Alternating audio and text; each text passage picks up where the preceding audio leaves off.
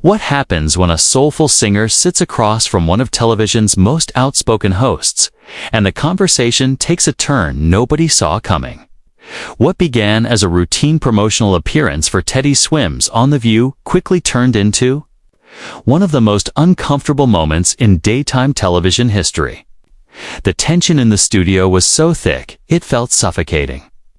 And by the end of the segment, Teddy walked off the set, leaving the host speechless and the audience in stunned silence.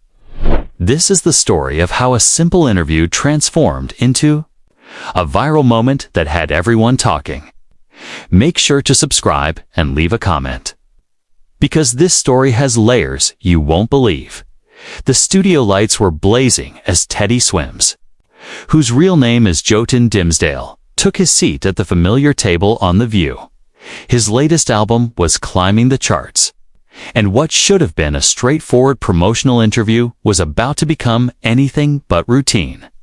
Joy Behar, known for her sharp wit and even sharper tongue, was ready with her questions. Still, no one could have predicted where the conversation was heading. Joy leaned forward with her familiar smirk and commented on the raw, emotional quality of Teddy's music, asking whether that authenticity was something he worked at or if it came naturally. Teddy shifted slightly in his chair, his tattooed hands resting on his knees. Han replied calmly that authenticity cannot be faked.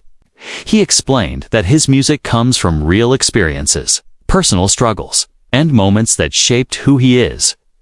Joy repeated the phrase personal experiences with raised eyebrows and mentioned reading about his journey from small-town Georgia to the big stage. Then she asked whether, in today's music industry, artists sometimes manufacture stories of struggle to appear more relatable. The question hung heavily in the air. Teddy's expression changed subtly, but it was enough to signal discomfort. He asked directly whether she was suggesting that his experiences were not genuine.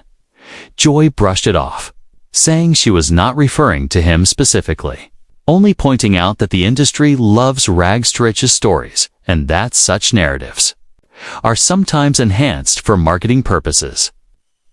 Teddy repeated the word enhanced slowly, his jaw tightening. He responded that Joy did not seem to understand what she was implying. As the tension built, Whoopi Goldberg attempted to lighten the moment, but Joy continued. She insisted there was a formula to success stories, mentioning struggle, breakthrough, an emotional connection, calling it almost a template. Teddy leaned forward, clearly agitated, and questioned whether years of working construction, playing dive bars for tiny crowds, and facing constant rejection were being dismissed as part of a template.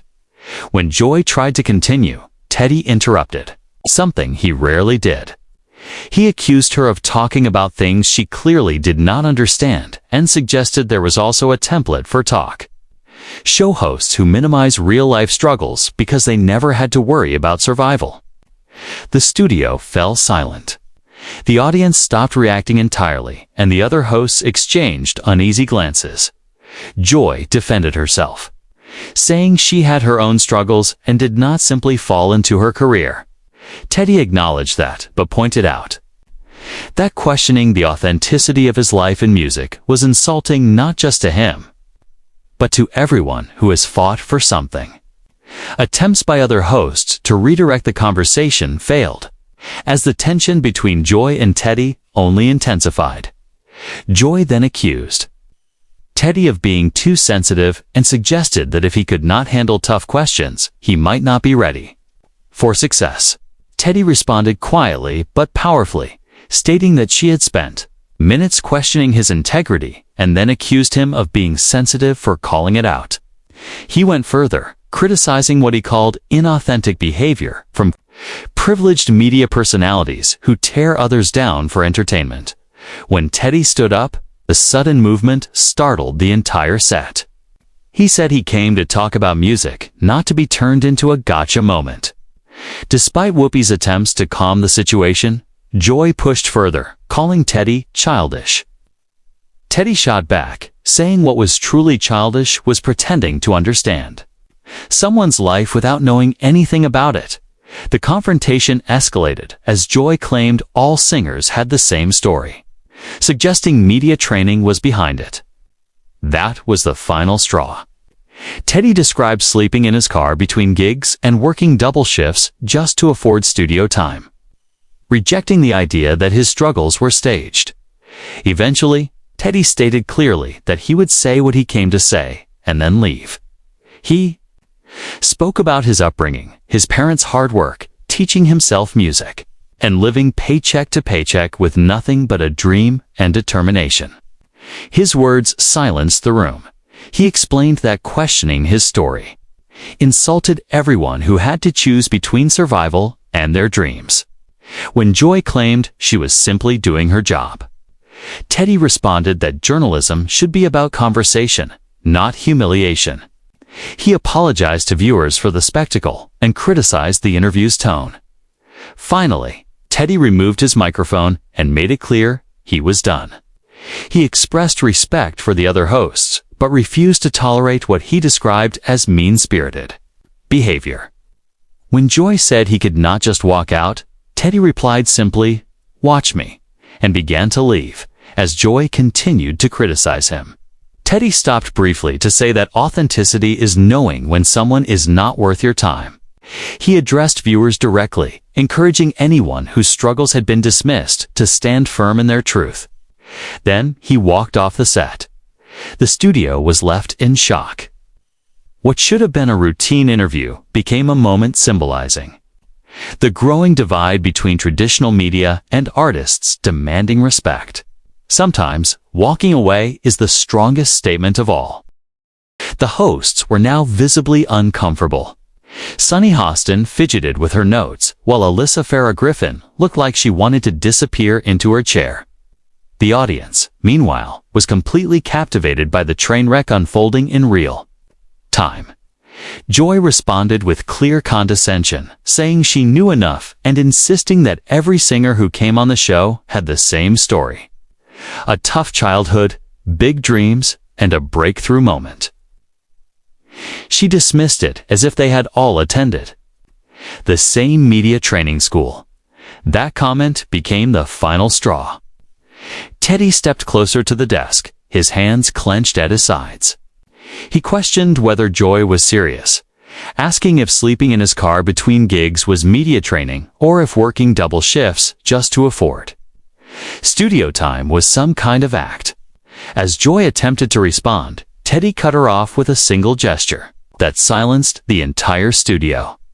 His voice dropped into a calm that was far more intimidating than shouting. He said she was so disconnected from reality that she could no longer recognize authenticity when it was right in front of her, and that she had been living in a bubble for so long she had forgotten what it meant to truly struggle. Joy's face flushed red with anger as she accused Teddy of making assumptions about her life. Teddy laughed, but there was no humor in it. He pointed out the irony, noting that she had spent the entire segment making assumptions about his life, while his observations were based on her behavior in that very moment. The tension in the studio was suffocating. Even crew members who had witnessed countless heated exchanges on the show appeared stunned by the intensity Sarah made. Another attempt to steer the conversation back on track by suggesting they talk about the positive response to Teddy's latest single. Teddy turned to her directly and thanked her for trying to keep things professional, but admitted that they were past that point. He then faced Joy again. He told her she would listen without interrupting him for once. Joy protested, reminding him that it was her show. Teddy gestured toward the other hosts and replied that it belonged to all of them, something she seemed to forget. Taking a breath, he began to speak about his upbringing. He described growing up in a small town where the biggest excitement was a Friday night football game. His father worked in a factory and his mother cleaned houses. They could not afford music lessons or expensive equipment, so he taught himself everything. When Teddy spoke about being 22 and living paycheck to paycheck, playing bars where half the audience was too drunk to care, the studio fell silent. He explained that he had no industry connections and no safety net, only a voice, a dream, and a refusal to give up. Even Joy seemed momentarily subdued by the raw emotion in his words. Teddy continued by saying that, questioning whether his story was real did not just insult him, but every person who had ever been forced to choose between paying rent and chasing a dream. Whoopi nodded slowly, visibly moved. But Joy could not resist and insisted that Teddy was taking things too personally and that she was simply doing her job. Teddy stared at her before replying quietly, T's voice filled with disappointment. He said her job was supposed to be having conversations with people, not tearing them down for entertainment. Turning to the camera, he apologized to viewers who had tuned in expecting music and instead witnessed a spectacle. He said that was never why he came. Then, with unmistakable finality, Teddy explained that he had met many people in the industry. Some genuine, some fake, and some just trying to survive, but others just to feel important. He said that was not journalism, but something far sadder. The words left Joy speechless as the other host sat frozen. Unsure how to react, Teddy reached down and unclipped his microphone, a small gesture that carried enormous weight. He told Joy that when he failed on his own, but when she failed, she dragged others down with her. When Joy finally tried to respond, Teddy stepped back and said he was done. He explained that he had come as a respectful guest but would not allow his life to be used as a punching bag. Whoopi made one final attempt to calm the situation, but Teddy gently stopped her, expressing respect for her and the other hosts. She said they understood that interviewing someone did not mean attacking them. Gesturing toward Joy without looking at her, he said what had just happened was not professional, not entertaining, and not something he would be part of. Joy, her face, now deep red, insisted he could not walk out just because he disliked the questions. Teddy replied simply, "Watch me." As he walked toward the edge of the set, Joy shouted after him, accusing him of throwing a tantrum because he could not handle pushback.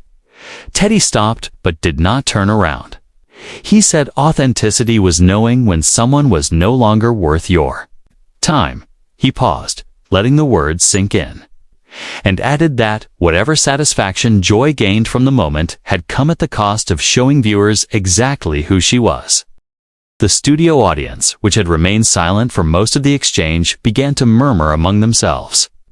Some were clearly on Teddy's side, while others appeared stunned by the intensity of the confrontation. Joy, seemingly unwilling to let him have the final word, stood up from her chair. She accused him of turning her into the villain, simply because she had asked tough questions, and claimed that this reaction was what was wrong with his generation, suggesting they expected constant praise instead of accountability. That remark became the breaking point. Teddy spun around, his eyes blazing with an intensity so sharp that even the camera operators seemed to recoil. He repeated her words with disbelief before explaining what his generation was truly facing. He spoke about people working multiple jobs just to afford rent, navigating a world that felt increasingly unstable, and trying to find meaning amid constant chaos. He made it clear that they did not need praise or flattery, but rather respect, and an end to being torn down for entertainment. As Joy opened her mouth to respond, Teddy raised his hand, stopping her. This time, there was no anger in his voice, only exhaustion. He said he was done with the conversation, done with her attitude, and done pretending that what had just occurred could be called professional journalism. Turning directly to the camera, he addressed viewers one final time. He spoke to anyone who had ever been told their dreams were unrealistic, their struggles insignificant, or their story unworthy of being heard. He reminded them that their experiences were valid, their voices mattered, and they owed no one an explanation for who they were or where they came from. With that, Teddy turned and walked off the set, leaving behind a studio full of stunned faces and an audience unsure how to react. Joy, visibly flustered and attempting to regain control, addressed the camera, calling the moment unexpected and implying that some people simply could not handle tough questions. Before she could continue, Whoopi interrupted firmly, suggesting they go to a commercial break. By then, the damage had already been done. In less than 15 minutes. What was supposed to be a routine celebrity interview had transformed into a viral moment destined to be dissected and debated across social media for weeks. As the show cut to commercial, viewers were left with the image of an empty chair where Teddy had been sitting and the uncomfortable silence of hosts trying to process what had just happened. The confrontation between Teddy Swims and Joy Behar became more than a heated exchange. It stood as a symbol of the growing disconnect between old-school media personalities and the artists they claim to represent. A reminder that behind every success story is a real person with real struggles, and that sometimes walking away is the most powerful statement of all. What did you think about this explosive confrontation? Was Teddy right to walk off, or should he have stayed and continued the interview? Share your thoughts in the comments and subscribe for more stories about moments when live television goes completely off the rails.